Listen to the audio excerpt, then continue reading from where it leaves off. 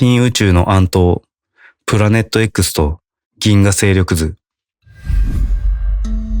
プラネット X、あるいはセクター0、名も知らぬ新宇宙の戦域で、レベッカは終わりの見えない戦いに身を投じていた。SSP の兵士として、ドラコニアン帝国の同盟軍として、しかし彼女の心は繰り返される殺戮と欺瞞の中で静かに壊れ始めていた。仲間たちの死、敵兵の断末魔、そしてこの戦争そのものへの根本的な疑念。また仲間が死んだ。何のために？誰のために？上官は銀河の安定のためという。でも私たちがやっていることはただの破壊と略奪じゃないか。この虚しさはいつまで続くんだろう。ある日、レベッカは敵対勢力の兵士を捕虜とした。ドラコニアに故郷を奪われ、強制的に兵士にさせられたという異星人であった。テレパシー能力を持つレベッカは、尋問という名目で彼の意識の深層に触れる機会を得た。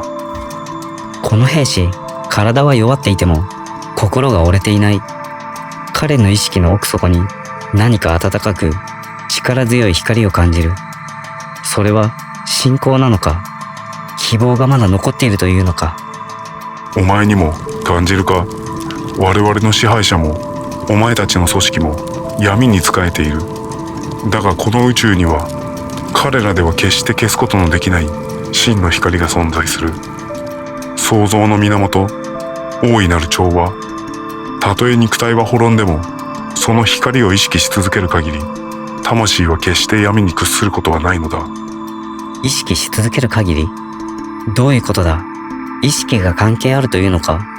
それはまるで意識できないものは存在していないに等しい。その逆に意識さえすれば、私が今まで感じてきたあの漠然とした不安や恐怖、それは私が光を意識してこなかったから？この闇の世界しか現実だと信じてこなかったから？捕虜の言葉はレベッカの心に深く突き刺さった。そして訪れた次なる任務、それは抵抗する術を持たない民間人の居住区への一方的な攻撃命令であった。彼女の中で何かが決定的に変わろうとしていた。もうできない。こんな無意味な殺戮は。たとえ命令違反で処分されようとも、私はもうこんなことは続けられない。彼女は命令に背いた。それは SSP という巨大な戦争機構に対するささやかな、しかし決死の反逆であった。当然その行動は見過ごされるはずもなかった。裏切り。レベッカは味方であるはずの者たちから攻撃を受け、追われる身となった。戦闘で負傷し、機体は制御不能に、見知らぬ不毛の地に墜落し、彼女は絶体絶命の窮地に陥ったのである。ここまでか。私の人生は一体何だったんだろう。でも最後に、もしあの捕虜が言っていたことが本当なら、もし宇宙に真の光が存在するのなら、意識する。私は求める。助けて、この闇から。意識できないものは存在しないのと同じ。しかしひとたび意識を向け、心から求めれば、宇宙は必ず応える。彼女の魂の叫びは次元を超え、ついに光の同盟へと届いたのだ。レベッカ、私たちは常にあなたと共にありました。しかし、宇宙の法則、自由意志の尊重と魂の学びのプロセスにより、あなたが光の存在を認識し、自ら助けを求めるまで、私たちは介入することはできなかったのです。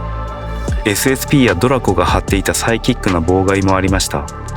しかしあなたの内なる光が、今その壁を打ち破ったのです。追っ手がレベッカにとどめを刺そうとしたその瞬間、空間が歪み、まばゆい光を放つ宇宙船が出現した。それは物理法則を超えた方法で現れ、敵の武器システムを沈黙させた。光の同盟の介入であった。レベッカは暖かな光に包まれ、気づくと見慣れぬ船内にいた。目の前には意識の中で何度も感じていたあの暖かな存在。プロキオンから来た彼女の魂の伴侶が立っていた。よくここまでたどり着いたね、レベッカ。君の魂の輝きは決して失われてはいなかった。さあ聞かせてあげよう。この戦争の真実、君が果たすべき役割、そして我々が共に作り出す新しい未来について。だが最終的にどの道を選ぶかは君自身の自由意志だ。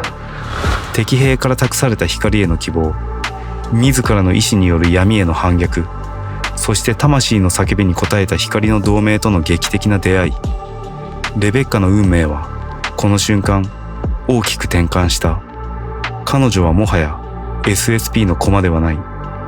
銀河の未来を左右するこの戦いの中で、自らの意志で光を選択し、真実のために立ち上がることを決意したのである。覚醒と問いかけ、人類が歩むべき道。光の同盟の船内で、レベッカはこれまで断片的にしか知覚できなかった真実の全体像をついに目の当たりにした。銀河を二分する古代からの戦争の歴史、地球という惑星が持つ遺伝子的、霊的な重要性、そして SSP や闇の ET 勢力が人類に対して行ってきた長年にわたる操作と支配の実態。地球人類は多くの宇宙種族の遺伝子を受け継ぐ非常に貴重な存在だ。その多様性と困難な状況でも愛や希望を失わない精神性、それこそがこの宇宙を進化させる鍵となる可能性を秘めている。だからこそ闇の勢力はそれを恐れ、人類を分断させ無力化しようとしてきたのだ。私たち人類は壮大な宇宙のドラマの中で知らないうちに重要な役割を担わされていたなんて、そしてその可能性を自らの手で、あるいは外部からの操作によって踏みにじってきたなんて。光の同盟はレベッカに選択肢を与えた。彼らと共にとどまり、銀河の解放のために戦い続ける道、あるいは SSP のプログラムと同様に安全のために記憶を調整され、地球での平穏な生活に戻る道。それは彼女の魂の自由意志に委ねられた究極の選択であった。戻れない、もう何も知らなかった頃の自分には、たとえこの記憶が重荷になったとしても、真実を知ってしまった以上、目をそらすことはできない。戦場で散っていた仲間たちのためにも、そして今も地球で苦しんでいるであろうかつての私のような人たちのためにも、私は戦う。今度は光のために。すべての記憶を取り戻し、自らの使命を受け入れたレベッカ。彼女が星々の戦場で見たものは単なる絶望ではなかった。それは人類が決して目を背けてはならない自らの姿を映し出す胸像であり、そして未来への可能性でもあったのだ。私たち人類は宇宙で孤立しているわけではない。多くの存在が私たちの進化を見守り、あるいは私たちの未熟さにつけ込み干渉してきた。私たちが持つ恐怖、分離感、そして他者を支配しようとする欲望は、星々で繰り広げられた戦争の縮図そのものだったのかもしれない。でも、絶望する必要はない。なぜなら、私たちの中には、それをはるかに凌駕するほどの素晴らしい光が眠っているからだ。愛し、許し、理解し合おうとする心。困難な状況にあっても、希望を失わずに立ち上がる勇気。そして、全く新しい未来を創造する無限の可能性。それこそが、私たち人類の、そしてこの地球という星の真の力なのだと私は信じている。レベッカの体験は我々に根源的な問いを投げかける。我々はいつまで恐怖と分離のサイクルを繰り返すのか。科学技術という力を支配と破壊のために振るうのか。それとも全ての生命との調和と真の進化のために用いるのか。我々はこの広大な宇宙における自らの役割と責任をいつ深く自覚するのだろうか。この物語をただの空想だと笑う人もいるだろう。信じられないと感じる人もいるだろう。それでいい。でも、もしあなたの心のどこかに少しでも響くものがあったなら思い出してほしい。あなたの中にも星々の記憶は眠っている。あなたは決して無力ではない。自分自身の内なる声に耳を澄ませ、心を開いてみてほしい。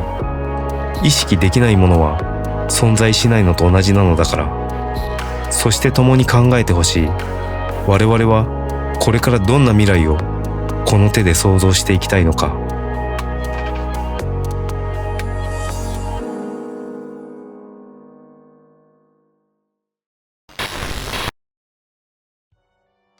この物語を見たあなたは今どう感じているだろうか。この物語は実在するレベッカ・ローズという女性が語った衝撃的な体験談をもとに構成された SF ストーリーである。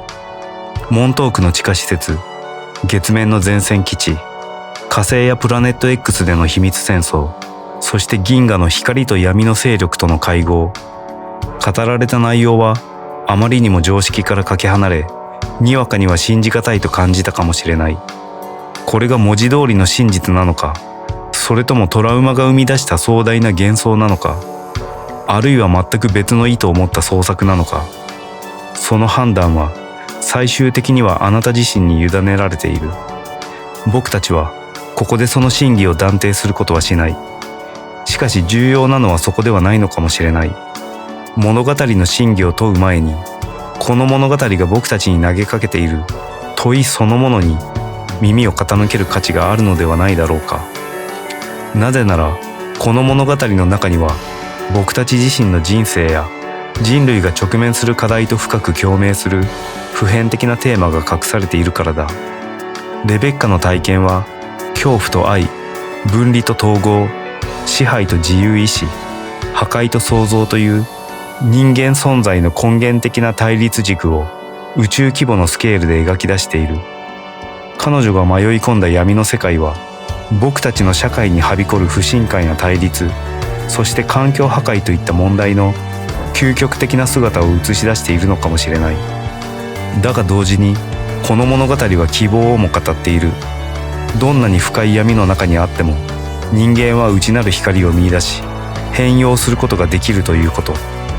絶望的な状況下でも愛や共感、そしてより良い未来への意志を持ち続けることができるということ。そして個人の意識の変化が想像以上の力を持つ可能性があるということだ。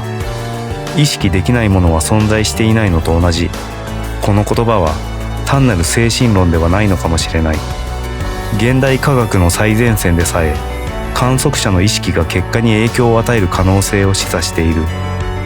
僕たちが何を信じ、何に意識を向け、どのような意図を持つかが僕たち自身の現実、そして集合的な未来を形作っていくのだとしたら、レベッカ・ローズの物語は僕たちに一つの深い視点を与えてくれる。それは僕たち人類は単なる物質的な存在ではなく、広大な宇宙意識の一部であり、自らの現実を共同で創造する力を持つスピリチュアルな存在であるという視点だ。この視点に立つとき、僕たちが真に向き合うべきは外部の敵や陰謀だけではない。僕たち自身の内にある恐怖、無関心、分離の意識そのものなのだ。